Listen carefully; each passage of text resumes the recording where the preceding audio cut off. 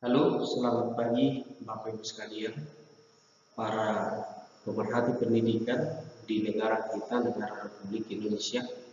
Tetap semangat walaupun dalam kondisi PJJ pada saat ini, tetapi kita harus terus berjuang melampaui dan menembus batas-batas demi kemajuan pendidikan kita, pendidikan nasional di negara Kesatuan Republik Indonesia. Masa-masa pandemi ini tentu akan memberikan banyak tantangan bagi kita para pendidik untuk bisa menjangkau anak didik kita. Karena pada saat ini kita tidak bisa melaksanakan tatap muka.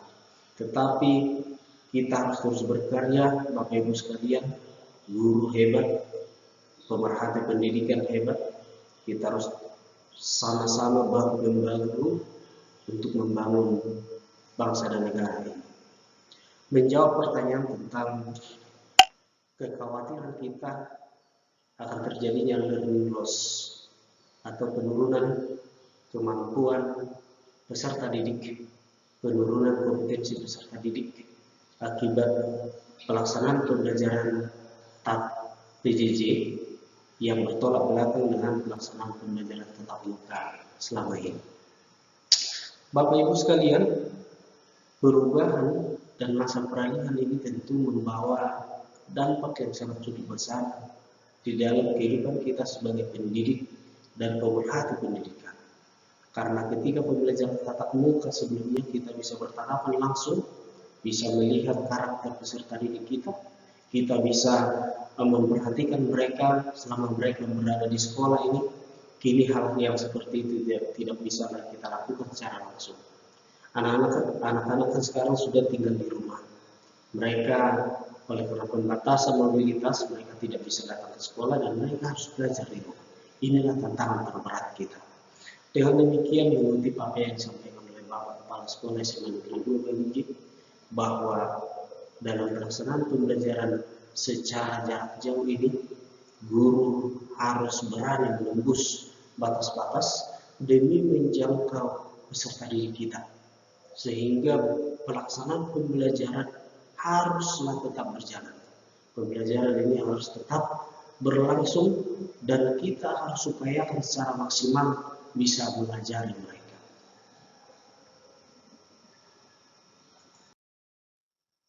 Bapak Ibu sekalian, guru hebat dan Bapak Ibu pemerhati pendidikan, learning loss atau dapat diartikan sebagai suatu keadaan menurunnya kompetensi belajar siswa.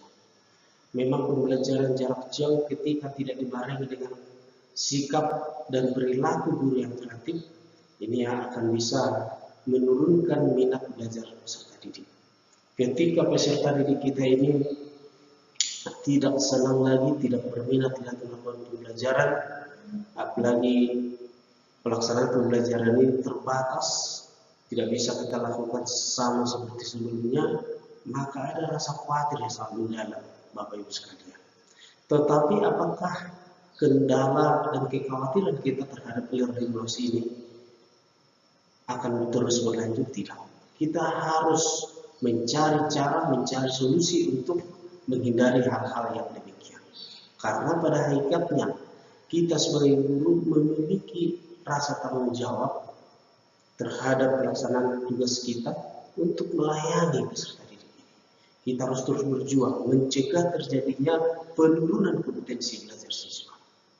Ini yang banyak dikhawatirkan oleh berbagai pihak di tengah-tengah bangsa kita. Tetapi saya kita mau katakan secara bersama-sama bahwa kita masih memiliki rasa optimisme untuk menyelenggarakan pembelajaran ini dengan baik. Memang masa-masa pandemi ini menciptakan banyak keterbatasan bagi kita, tapi kita harus terus berjuang, Bapak Ibu. Learning loss pada masa pandemi COVID-19, masa-masa pembelajaran jarak jauh yang diakibatkan COVID-19 membawa kekhawatiran bagi kita, sama seperti yang sudah saya katakan di awal tadi, karena pembelajaran tidak dapat diterapkan secara maksimal kepada peserta didik. Mengapa demikian? Karena pembelajaran yang selama ini dapat kita lakukan secara tatap muka, kini harus kita lakukan secara daring atau secara virtual. Ketika penerapan pembelajaran secara daring, tentu kita dipaksa agar segera mampu beradaptasi dengan keadaan ini, Bapak Ibu. Kita harus beradaptasi. Mau tidak mau kita harus mencari banyak solusi, mencari banyak cara, ya, untuk bisa mendesain materi pembelajaran, mempersiapkan peralatan pembelajaran kita, peralatan dan media, sarana belajar yang bisa kita terapkan pada peserta didik, ya, atau menyediakan media pembelajaran yang bisa menarik minat peserta didik. Dan yang paling utama, Bapak Ibu, selama pembelajaran jarak jauh ini, kita harus menggunakan berbagai sumber belajar elektronik. Ya, sekarang ini banyak aplikasi-aplikasi yang harus kita pelajari. Kalau dulu kita melakukan pembelajaran secara ceramah seperti ini langsung, kita duduk di atas meja atau berdiri di depan kelas ini, lalu peserta didik kita duduk di kursi dan di meja mereka masing-masing menulis, ya. Tetapi hal-hal seperti ini tidak bisa lagi kita lakukan sekarang. Dengan demikian, Bapak Ibu, kita harus menggunakan berbagai sumber belajar elektronik. Ada buku elektronik, perpustakaan elektronik, laboratorium maya, ya, gerbang belajar, ya, atau sumber belajar yang diberikan oleh Kemendikbud, Kementerian Pendidikan kita. Ini yang harus kita manfaatkan, Bapak Ibu. Ketika pembelajaran normal di tatap muka, kita belum pernah terpikir dengan situasi yang seperti ini. Tetapi masa-masa PJJ kali ini menuntut kita harus berlari lebih kencang. Kalau dulu kita masih hanya berjalan, sekarang kita harus berlari lebih kencang. Pertanyaannya sekarang, Bapak Ibu, ketika ini masa-masa pandemi COVID-19, bagaimana cara kita untuk mendesain pembelajaran ini supaya tidak terkesan sebagai pembelajaran yang kita lakukan hanya dengan memberi tugas, atau dengan kata lain, PJJ ini hanyalah penugasan jarak jauh, bukan pembelajaran jarak jauh. Kita di SMA Negeri 2 Baligi yang dipimpin oleh Bapak Anwar Samosir sebagai kepala sekolah kita berupaya untuk mendesain pembelajaran ini supaya tidak terkesan sebagai penugasan jarak jauh. Bapak Ibu, ketika kita tidak dapat dan tidak siap dengan perubahan ini, maka pada masa-masa pandemi COVID-19 ini, kita akan merasakan apa yang disebut learning loss ini, ya. Maka apa solusinya? Kita akan cari tadi, ya. Pada kondisi ini kita akan menemukan siswa yang tidak merasa senang belajar. Bahkan pembelajaran dipandang anak sebagai satu aktivitas yang sangat membosankan, not fun, ya. Mereka tidak ada minat, mereka tidak bergairah untuk menerima pembelajaran yang kita berikan kepada mereka. Kenapa? Karena terkesan hanya tugas, ya. Dan hari-hari ini hanya terkesan seperti mengerjakan tugas rumah, ya, karena mereka berada di rumah. Ketika peserta didik tidak sanggup mengikuti pembelajaran selama PJJ yang seperti ini, maka turunnya kompetensi belajar siswa sudah pasti akan terjadi. Kemampuan belajar siswa akan menurun tajam, Bapak Ibu. Dan kemudian apa yang kita sebut dengan learning loss ini pasti akan terjadi nanti. Tentu kalau terjadi penurunan kompetensi peserta didik kita, maka nanti yang kita khawatirkan adalah kelangsungan hidup para generasi penerus bangsa ini. Ya, apakah nanti generasi kita yang masih muda-muda ini akan bisa menjadi satu pribadi yang berkualitas membangun bangsa dan negara kita ketika masa-masa pandemi COVID-19 ini sudah menghancurkan, ya, dan bahkan melakukan pembatasan yang sangat keras terhadap setiap sendi-sendi kehidupan ini. Bahkan dalam dunia pendidikan mereka tidak sebelum lagi menimba ilmu sekarang. Ya, mereka harus di rumah. Pada masa PPKM ini mereka harus tinggal di rumah. Dan bagaimana caranya kita supaya terhindar dari learning loss ini? Ya tentu harus menggunakan strategi, Bapak Ibu. Ya. Solusi mencegah learning loss, Bapak Ibu, di SMA Negeri 2 Baligi, ya tentu yang pertama peserta didik harus terus berjuang mengikuti pembelajaran. Ya, ini yang paling utama dulu kita bangkitkan, ya, solusinya. Peserta didiknya harus kita motivasi supaya mereka terus berjuang, ya, mengikuti pembelajaran. Memang pandemi ini sudah memberikan batasan-batasan kepada kita di tengah-tengah perjalanan kehidupan ini. Tetapi Bapak Ibu, kehidupan ini haruslah terus berlanjut. Kehidupan ini tidak boleh berhenti hanya sampai di sini. Kehidupan ini harus terus kita jaga supaya terus berlanjut dan terus berlanjut. Ya, dengan demikian peserta didik ini mau tak mau harus kita motivasi Sehingga di samping motivasi yang kita berikan, nanti peserta didik ini muncullah motivasi yang dari dalam, ya, motivasi yang datang dari dalam diri peserta didik ini, sehingga mereka terus menjadi pejuang-pejuang, ya, yang mau rela terus melakukan aktivitasnya sebagai belajar, ya. Kemudian Bapak Ibu, ya, orang tua harus terus berjuang memfasilitasi peserta didik dengan berbagai perangkat belajar. Memang masa-masa pandemi COVID-19 ini sangat berpengaruh cukup signifikan terhadap, ya, sangat berpengaruh dan sangat berdampak terhadap ekonomi keluarga, ya. Namun di tengah-tengah pandemi ini mau orang tua harus berjuang memfasilitasi anaknya dengan HP, gadget, dan bahkan jaringan internet, ya, ketersediaan data paket internet anak harus. Kemudian yang ketiga, guru mendesain pembelajaran berbasis virtual namun mudah diikuti oleh peserta didik. Ini yang perlu kita lakukan, Bapak Ibu sekalian.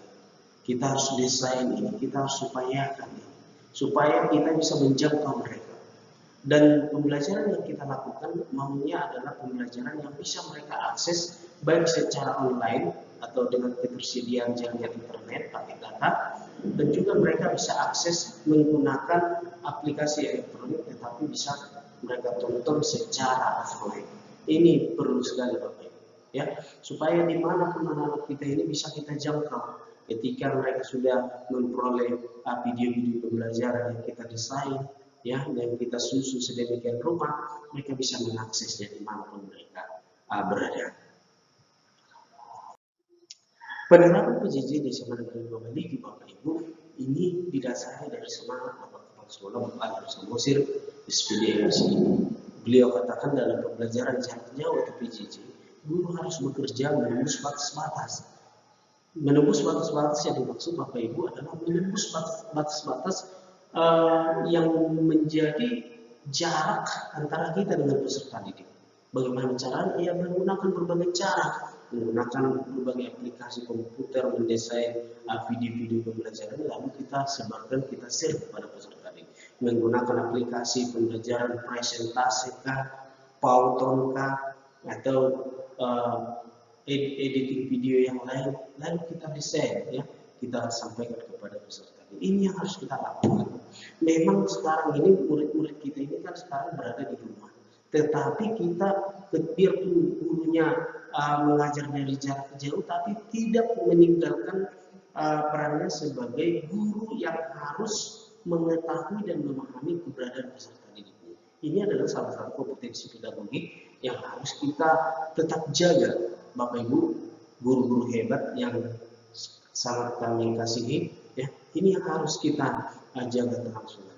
Jadi biarpun mereka peserta didik kita berada di rumah, tetapi kita harus tetap, ya, mengetahui, memahami keberadaan mereka. Bapak Ibu sekalian, guru hebat, guru mengajar menembus batas. Guru berjuang memanfaatkan berbagai media pembelajaran agar dapat digunakan untuk menjelaskan pembelajaran kepada peserta didiknya selama PJJ. Guru berjuang memanfaatkan aplikasi komputer, internet yang dapat digunakan menjangkau peserta didik selama pembelajaran jarak jauh. Walau bertemu dalam ruang virtual, Bapak Ibu, namun guru harus mengupayakan kemampuannya agar benar-benar mengenal peserta didik, termasuk mengenal persoalan belajar siswanya. Ini sangat perlu Bapak Ibu sekalian, ya. Memanfaatkan media, ya, harus.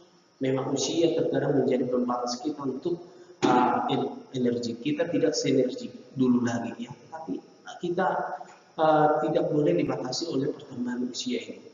Tubuh ini, fisik ini bolehlah semakin rentah, tetapi semangat kita harus tetaplah nomor satu untuk mengembangkan pendidikan kita. Kemudian kita berjuang menggunakan aplikasi-aplikasi komputer ini, ya. Mau tidak mau kita harus kejar tayang ini, kejar target ini, untuk memperlengkapi kompetensi kita mendesain pembelajaran menggunakan berbagai aplikasi komputer ini. Kemudian Bapak Ibu sekalian, walaupun dalam keterbatasan jarak kita kepada peserta didik, namun kita harus tetap mengenal peserta didik kita, bisa menerapkan prinsip-prinsip mendidik kepada peserta didik kita, walaupun dalam ruang maya dan ruang virtual. Kemudian Bapak Ibu, prinsip pembelajaran PJJ di SMA 2 adalah prinsip pembelajaran yang dilakukan melalui virtual. Namun bukan sekedar penugasan jarak jauh, tidak hanya sekedar penugasan Bapak Ibu, tetapi pembelajaran. Karena pembelajaran di SMA Negeri 2 Bali adalah pembelajaran yang menerapkan prinsip pembelajaran secara virtual, namun dengan menggunakan roster tatap muka biasa. Pembelajaran dilakukan secara maksimal dengan memanfaatkan berbagai aplikasi, media pengajaran, e-learning, ya, YouTube, breakout room di Zoom, sehingga proses pembelajaran jarak jauh dapat dilakukan dengan baik. Prinsip pembelajaran dilakukan secara virtual, namun menggunakan roster penjadwalan sama seperti tatap muka, Bapak Ibu sekalian. Jadi kita walaupun dalam ruang virtual, namun saling tatap, open cam gitu ya. Dulu memang ada rasa khawatir kita bagaimana ini jika menggunakan open cam pada aplikasi Zoom, Google Meet dan semuanya. Tetapi kita melihat Bapak Ibu, ya ini harus kita lakukan. Di samping kita selalu bisa mengawasi anak didik kita, ya kita bisa melihat bagaimana aktivitas mereka selama mendengarkan pembelajaran kita. Ya, jadi kalau mereka tutup cam, nanti mereka bisa melakukan aktivitas lain, ya, atau meninggalkan ruang Zoom ini sebenarnya walaupun aktif di Zoom, tapi orangnya tidak hadir dalam pembelajaran. Ya, kemudian Bapak Ibu sekalian, pengajaran dapat dilakukan secara virtual menggunakan aplikasi Zoom. Dalam aplikasi Zoom ini ada yang disebut dengan breakout room. Ini yang biasa dilakukan. Jadi memang dalam ruang virtual, namun kita masih tetap bisa mengawasi peserta didik kita. Apa aktivitas mereka bisa kita awasi. Bapak Ibu sekalian, guru-guru hebat, Bapak Ibu pemerhati pendidikan Indonesia, kita harus terus berjuang untuk mengembangkan pendidikan nasional kita yang tetap baik. Ya, dari apa yang kita perhatikan, PJJ menggunakan breakout room, ya, di Zoom, ya, di SMA Negeri 2 Bali G. Kita coba perhatikan ini contoh keadaan siswa di SMA 2 Bali G dalam satu kelas. Misalnya dalam satu kelas memiliki jumlah siswanya 36 orang. Masalah-masalah yang kita alami adalah sebagian dari anak-anak ini kan mau tidak mau mereka tidak punya HP, ya, oleh karena keterbatasan mereka tidak punya HP. Kemudian ada yang oleh karena keterbatasan jaringan internet di wilayah tempat tinggalnya, sehingga jaringan mereka tidak bagus. Kemudian paket internetnya terbatas, ya. Kemudian PJJ-nya ada yang baik ini, kemudian PJJ-nya yang lancar, ya. Apa yang dimaksud dari grafik yang kita tampilkan ini, Bapak Ibu sekalian, Bapak Ibu guru hebat, ya, di SMA Negeri 2 Bali itu memang ada, ya, kendala-kendala yang kita alami. Tentu hal ini menunjukkan bahwa selama pelaksanaan PJJ pembelajaran jarak jauh dengan menggunakan aplikasi breakout room ini juga menggunakan e-learning, ternyata selalu ada masalah dan selalu ada tantangan. Namun apakah kita akan tetap berhenti ketika menghadapi tantangan ini? Tidak, Bapak. Kita harus tetap berjuang, ya. Kita harus berjuang, kita harus kreatif juga. Memang ada batas-batas, tapi kita harus terus belajar memperlengkapi diri, belajar terus setiap waktu untuk bagaimana menggunakan cara-cara dan strategi pembelajaran kepada peserta didik kita.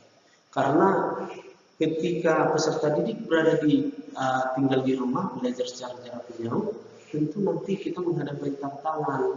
Kita kan terbatas untuk mengawasi mereka. Tetapi Bapak Ibu dengan menggunakan berbagai cara, maka ini situasinya. Kan kalau di sini ada peserta didik yang tidak punya HP sekarang. Keunggulannya karena memang negara kita Indonesia ini masyarakatnya kan rata-rata sudah punya gadget, ya, punya HP lah. Jadi dari 36 siswa ya kita buat ini sekitar satu orang yang tidak punya HP di dalam kelas itu. Kemudian jaringannya tidak bagus, ada 3 orang, ya, jaringannya tidak bagus, ada 3 orang. Kemudian paket internetnya terbatas, ini ada 12 orang, Bapak Ibu. Ya, secara umum dan paket internet ini kan ini terbatas. Kenapa? Karena harus menggunakan uang untuk membelinya, ya. Jadi misalnya ketika peserta didik ini memiliki paket 17 GB, ya paket Telkomsel, ya mereka kan harus mengeluarkan misalnya 75.000 atau 80.000 ya, dengan menggunakan paket itu ya, paket. Dengan demikian harus terbatas. Kenapa terbatas? Karena kemampuan mereka untuk menyediakan paket data yang banyak ya itu kan berpengaruh terhadap ekonomi keluarga. Jadi mereka ini harus mengeluarkan 80.000 lah untuk 1 bulan. Dengan demikian karena pakai internet mereka terbatas, Bapak Ibu, maka kita sebagai guru dan wali kelas pasti akan mengingatkan mereka, mari manfaatkan paketmu untuk hal-hal yang positif dalam belajar, ya, untuk hal-hal yang urgen dalam belajar, sehingga nanti ketersediaan paket mereka bisa selesai dalam 1 bulan ini, dan untuk bulan berikutnya mereka bisa lebih hemat ya, Bapak Ibu. Kemudian yang PJJ-nya baik ya tentu mereka ini ada di sini 10 orang ya, dari apa yang kita buat contohnya di sini ya, ini adalah keluarga yang cukup lagi, keluarga yang ekonominya cukup ya, PJJ-nya baik, tempat tinggalnya baik, perangkatnya baik, HP, laptopnya untuk menunjang pembelajaran baik, sehingga mereka bisa mengikutinya dengan baik. Kemudian Bapak Ibu sekalian, PJJ baik dan lancar ini berada pada anak-anak yang orang tuanya berada pada ekonominya cukup baik dan mapan. Ketersediaan wifi di rumah ini, mereka ini yang kelompok yang 10 ini, PJJ baik dan lancar ini yang warna kuning ini, mereka sudah tersedia di rumah ya. Dengan demikian Bapak Ibu sekalian, apa yang kita alami sebenarnya ketika di awal-awal PJJ, ya banyak yang tidak punya HP. Tetapi Bapak Ibu sekalian, di awal pembelajaran jarak jauh, banyak dari antara kita ini yang tidak punya HP. Ya, tetapi ketika kita sudah memberikan sosialisasi kepada orang tua, akhirnya HP-nya ini dimiliki ya, akhirnya tersedialah perangkatnya. Dan untuk masalah jaringan ini tentu kita anjurkan kepada anak-anak ini Bapak Ibu supaya mereka mencari tempat yang kuat sinyalnya di lingkungan tempat tinggalnya ya. Apakah di ruang tengah sinyalnya baik atau apakah di dalam kamar atau di ruang depan ya, ini mereka harus cari ini ya. Kemudian Bapak Ibu sekalian, inilah keadaan. Kalau kita lihat Bapak Ibu ya, kalau kita lihat ini di grafiknya seperti ini. Ya, ada grafiknya seperti ini. Dengan demikian Bapak Ibu sekalian, kita katakan bahwa PJJ ini dapat kita terapkan dengan baik, sehingga kita kembali ke awal menjawab kekhawatiran masyarakat secara umum tentang learning loss ini. Apakah kita bisa menerapkan pembelajaran jarak jauh dengan tidak mendesain pembelajaran ini sebagai satu bentuk penugasan jarak jauh? Tidak ya, kita bisa ya. Jadi tetaplah semangat untuk melakukan kreasi-kreasi terhadap proses pembelajaran kita. Ini saya tidak bermaksud menggurui Bapak Ibu guru-guru hebat dan Bapak Ibu pemerhati pendidikan, tapi ini yang kita alami ya, ini yang kita alami, dan tujuan dari video ini adalah berbagi demi meningkatkan pendidikan nasional kita, pendidikan di Indonesia. Kita sangat bersyukur di SMA Negeri 2 Bali ini kita mendapatkan satu sosok pemimpin yang baik, yang bisa memiliki motivasi untuk memajukan proses pembelajaran di SMA 2 walaupun pada masa-masa PJJ. Bapak Ibu sekalian, dengan demikian SMA Negeri 2 Bali merupakan pelopor dalam mencegah learning loss pada masa pandemi COVID-19 ini. Sekolah kita ini terus berjuang, manajemen sekolah terus berjuang untuk meningkatkan segala upaya dilakukan ya, sehingga anak-anak kita, peserta didik kita yang di rumah diupayakan bisa menikmati mengecap pendidikan ini. Dan pada akhirnya nanti tujuan kita adalah supaya generasi penerus bangsa kita ini, para peserta didik ini tidak mengalami apa yang disebut dengan learning loss, penurunan kompetensi belajar siswanya. Ya, harapan kita di tahun-tahun berikutnya generasi penerus ini tetap menjadi kebanggaan kita. Ya, generasi penerus bangsa yang berkualitas. Karena Tuhan memberikan kepada kita hikmat dan kebijaksanaan, memberikan kepada kita untuk meningkatkan hal-hal yang seperti ini.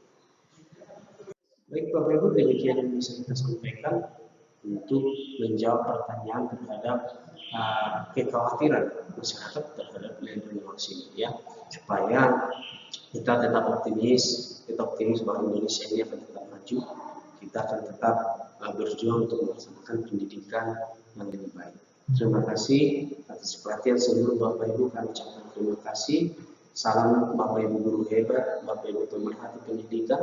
Kita tetap dukung pemerintah kita untuk selalu berjuang menciptakan kesejahteraan, dan kita para pejuang pendidikan ini harus tetap optimis untuk itu.